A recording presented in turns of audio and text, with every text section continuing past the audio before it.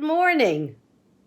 And it is a good morning. In New York City, we've got cooling nights and the days are not too hot.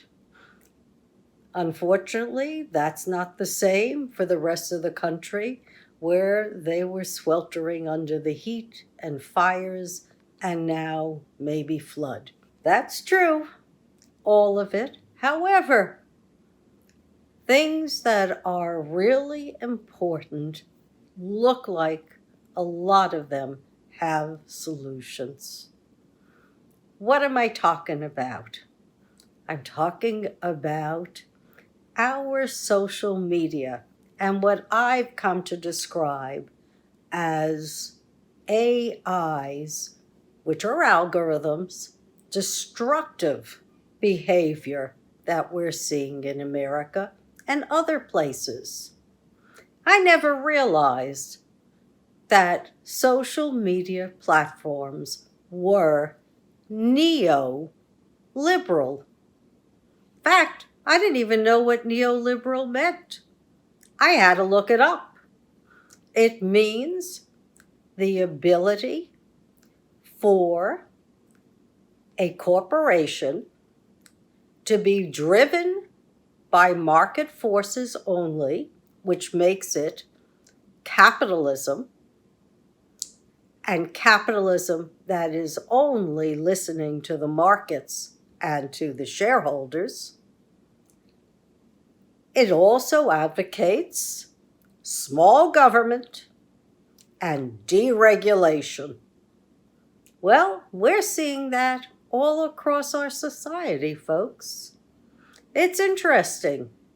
In the 17 states that have unions, they've got higher wages, they vote without voter restrictions. People have more control over their lives. In the other 33 states, they're not so lucky. Wages are down, mortality is up, life expectancy is down, sometimes as much as 7 years, according to surveys that I've read. So they're not making much money. They're having difficulty getting teachers into some of their cities and rural areas. They're suppressing the vote.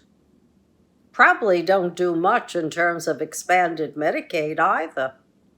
So those folks in the other 33 states are really at a disadvantage. However, on the good news side, 350,000 teachers support a literacy program for social media. I thought that's wonderful. So, for kids who are going to be voting shortly, I guess anywhere from 9th to 12th grade, they're giving these students a 2-week course in media literacy. What does that mean? It means that they want the kids to be able to not parrot what they see in social media and say and repeat things that may be false as true, but they're teaching them to go beyond the content that they're reading and to investigate the validity of any sources that are being cited, and to go outside that content to verify, are they indeed reading true and factual information? Doesn't matter whether it's about candidates for office, whether it's about COVID, whether it's about culture or climate. The kids are being taught to think analytically and to question.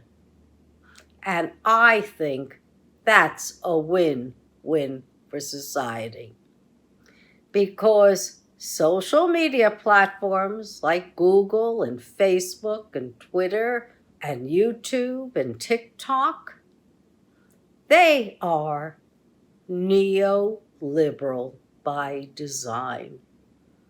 Self-regulation, and I learned as a young woman at Ford Motor Company, self-regulation means no regulation at all.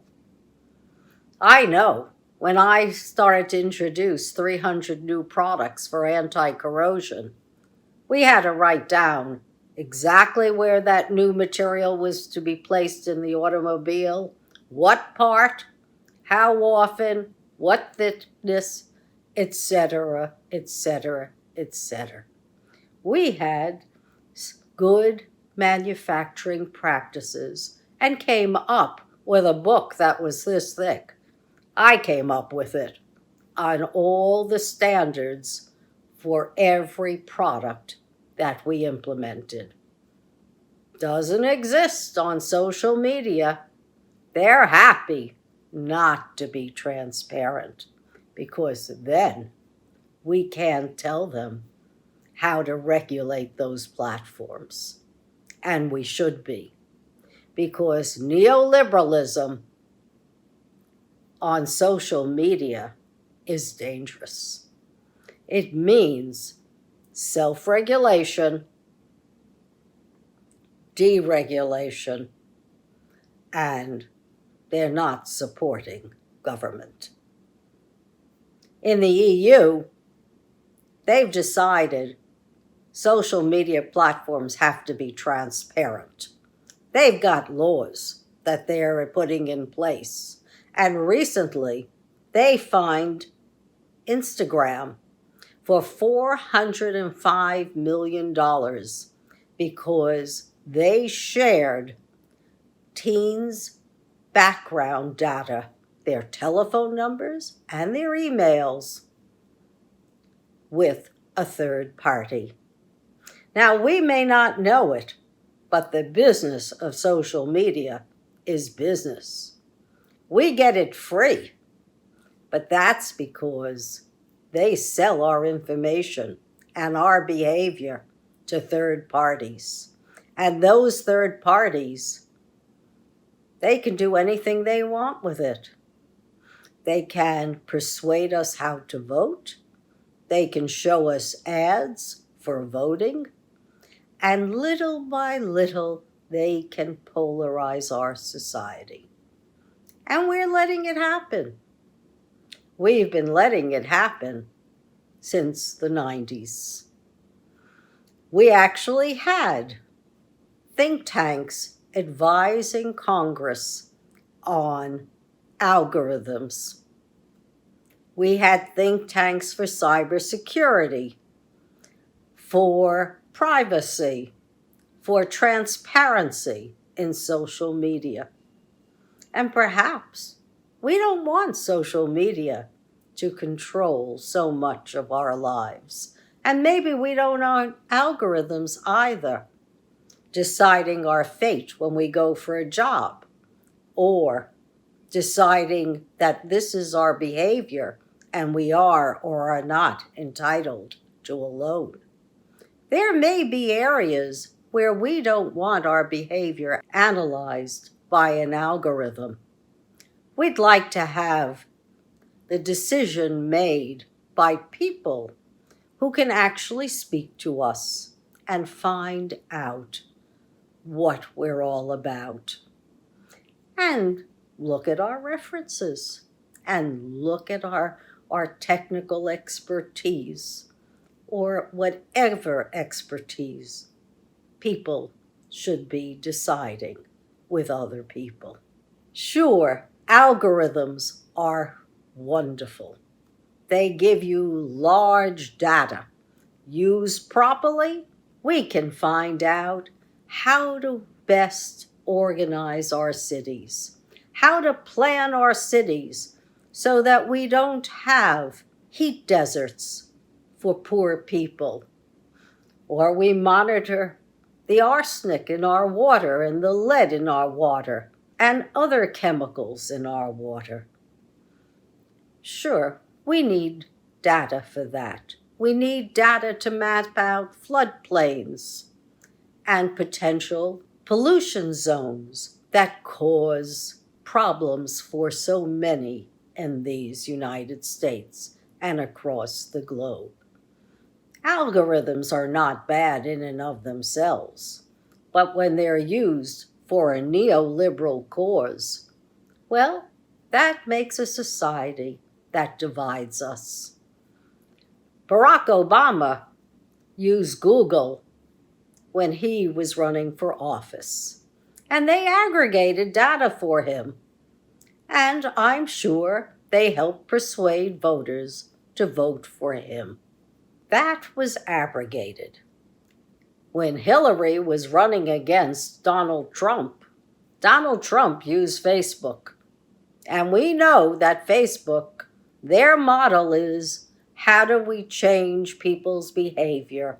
And how, when we see their connections and their networks, how do we persuade their networks to cooperate with your networks and put social pressure on you to choose a candidate? Hillary Clinton opted out of using Facebook. Donald Trump didn't, and Donald Trump won. The algorithms work. Predicting our behavior works. But I ask you, which way would you rather be persuaded? Would you rather have someone who you trust, like perhaps Beto O'Rourke, who's coming to every town in Texas and speaking to all the people? Or would you like to have the AFL-CIO come to your communities and speak to you and listen with all their heart to what concerns you and help you make decisions? I certainly would. I'd like to hear directly from the candidates. I'd like to know what are my options. I'd like to know, what does Beto think?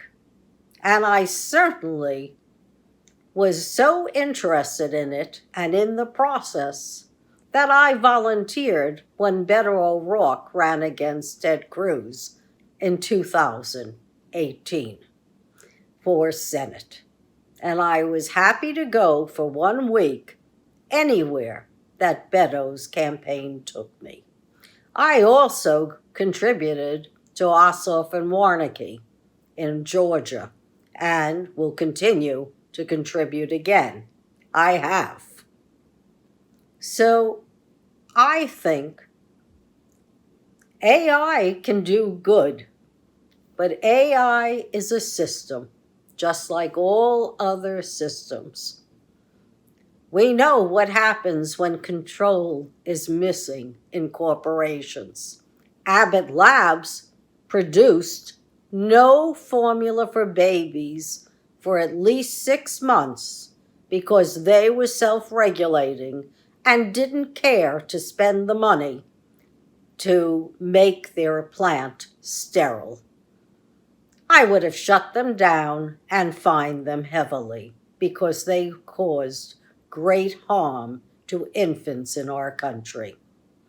Never would have happened several years ago when I was at Pfizer in 1979 through the early 80s.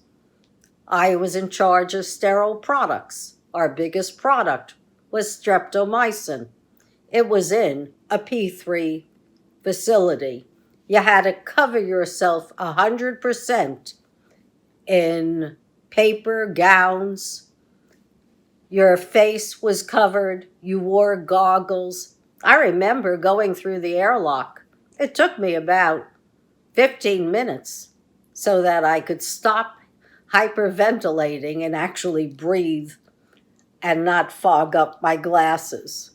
Everyone said, hey, you're going to have a problem. And yeah, they were right. When you go into a P3 facility, you feel it. Everyone does. But I watched the process. and one day we had contamination on the line. Well, in manufacturing, the faster you find the contamination, the better, so it doesn't really affect the rest of your process. And we did. We shut down the line. Hourly and managerial folks came together, figured out the problem, told QC, called the FDA, sterilized the room, and reassembled everything. We were up and running in 12 hours. So I don't understand what's happening with Abbott Labs.